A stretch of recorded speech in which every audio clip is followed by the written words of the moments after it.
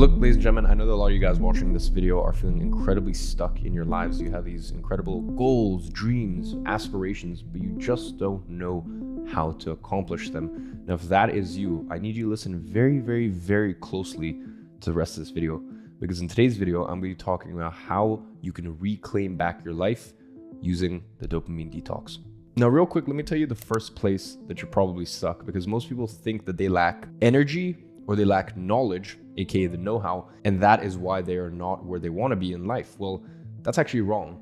The main thing that you are lacking is focus, because when you are a person who has a lot of focus and can focus in on a singular thing, then it's very easy to actually get the know-how and the tangible knowledge needed to accomplish your goals. And second, when you're focusing on a singular task and you can do that for a long time, you really start to enjoy it.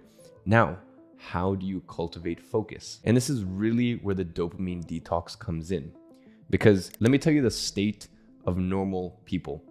Right now, most people on their desk, they have 3 different devices. They have an iPad, an iPhone, a computer. Each one has bell notifications going on. While that's running on a separate tab, they've got their Twitter feed running 24/7. And for me, one of the funniest things are seeing people with, multi-display setup. For me, one of the ways that I was actually able to get to $10 million after tax by the age of 21 was through focus. And one of the ways that I was able to focus was I've always just had one monitor in front of me. I've always just had one screen in front of me. And I've always made sure that I just have the window open that I need, and any windows that I'm not using are closed and can get reopened later. Another example is even when I was 14, 15, 16, and I was really getting into the world of self-help, starting to read a book a week and, really just working on myself and working on my capacity to focus and work. I was notorious for always just having my phone on airplane mode, most of the day. And then when I needed to use it, I would just take it off of airplane mode. And the reason I do this sort of stuff is because I want to make sure no one is able to rob me of my focus. So as I said, if you're at a point in life where you have these goals, but it feels like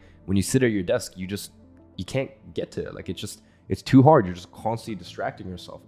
That means that you need to work on your focus. And in order to work on your focus, you need to reset your dopamine levels. Now, I'm sure you guys have seen plenty of videos on YouTube about dopamine detoxes, what they are, what they can do for you, how it can help you achieve your goals. Well, in today's video, what I'm really going to do is I'm just going to give you a framework for the next 7 days of what to do to actually reset your dopamine levels, tangibly what that's going to feel like, what you're actually going to, how your experience of the world is going to be different 7 days from now. And then most importantly, how to integrate that. Because here's what happens a lot of times is people will do dopamine detoxes, and then from there, one bad habit will creep back in. Like, for example, their phone is the first thing they check in the morning, and that'll creep back in for 2 or 3 days. And then they're like, you know what?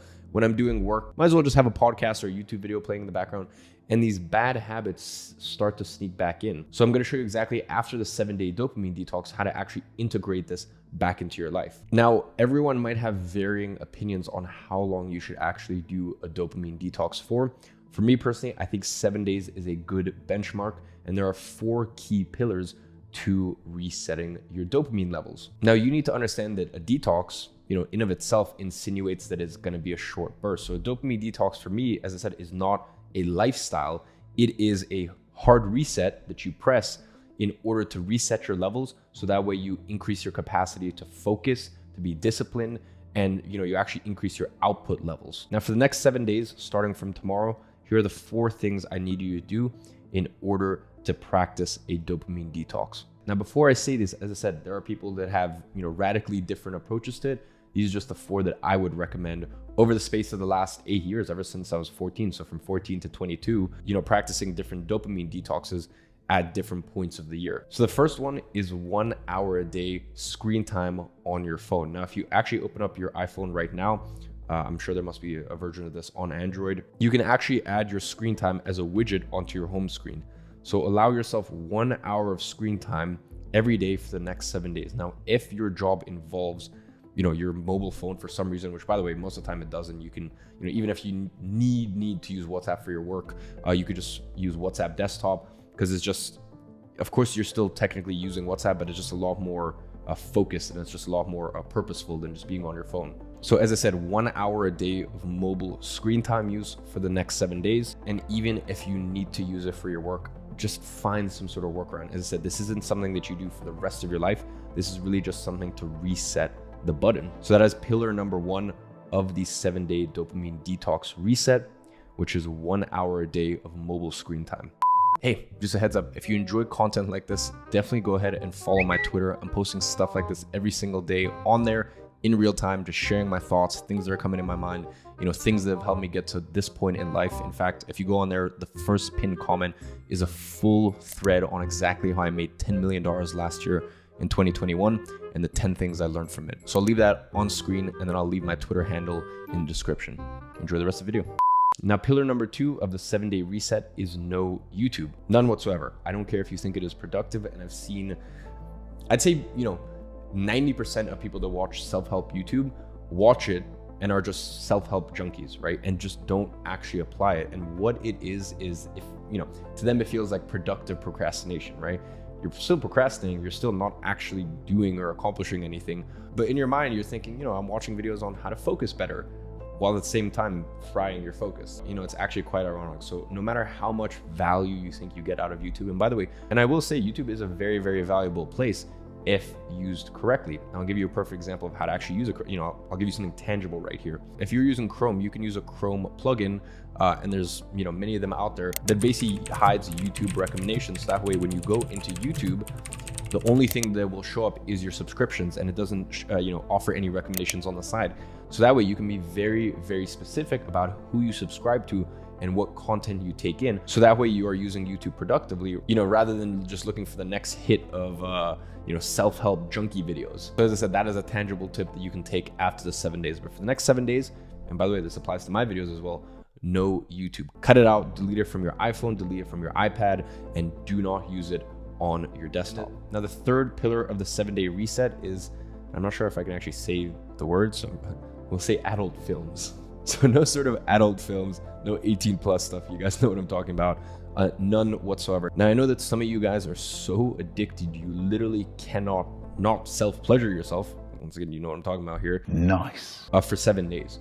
So that's why I thought, I would rather give you guys a fair chance to see this thing through rather than, just be super strict and, maybe only 10% of you guys actually accomplish this. So, you can do whatever you want down there, however many times a day, multiple times a day. I recommend obviously cut it back as much as humanly possible. If you can do 7 days without, perfect. And then I know some of you guys can't, but the big thing here is just no imagery. And by the way, to me, that also means, none of these Instagram baddies that all you guys follow. And by the way, and just a little side note here, why do guys follow all these Instagram models? Like, I don't know. For me personally, I don't get it. Like, unless you know this person in real life and you actually have a chance of whatever, sparking some sort of connection with this person, like, just why? Like, it's what? And this is a much longer video that I can talk about, but like, when you put things on pedestal, whether that be a supercar or a potential partner or literally whatever it is, to me, it's just you're creating a separation from it. So unless this is someone who you actually have a chance with, like, for me, just unfollow all these Instagram models that you follow and stuff like that. And I'll be honest, probably a lot of the girls that you guys are following on Instagram, I know personally in real life, we've hung out, we've spent time together, etc., etc.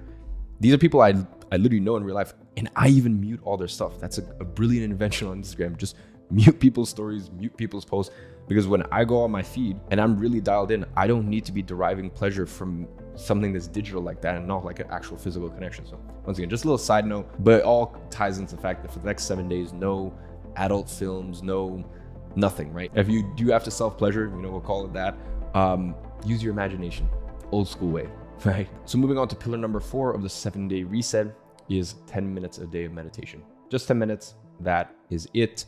Obviously, if you can do more, if you can do 20 minutes, 30 minutes, an hour, I'll be honest, I know a lot of you guys here have lots and lots of time a day, right? So might as well, if you can do 30 minutes, that's incredible. But as I said earlier, I want to set you guys up to win and actually accomplish all of these things. So that is the 4th pillar, just 10 minutes a day of meditation. So ladies and gentlemen, when you accomplish this for the next 7 days, what it is really doing is just hitting the reset button.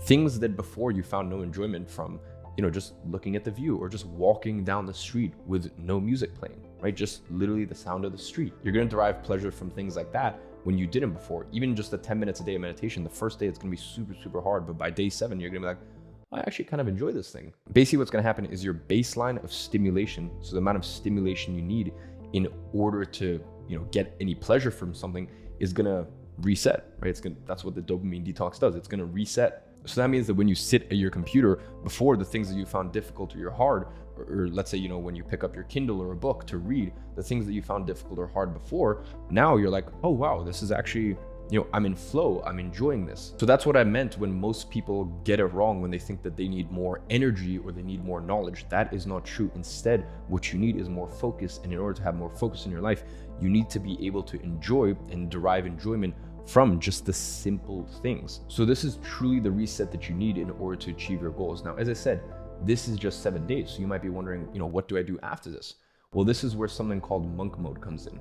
Now, monk mode is something that I started talking about 2 years ago. I think there's been some books and stuff written about it, or I think it's been like a general thing that's been floating around for I don't know how long, but around 2 years ago, I started sharing my monk mode protocol, and it just, within my sort of cult following, it became a thing. So what you want to do after these 7 days is you want to go from dopamine detox to monk mode. So monk mode is really more a way of life.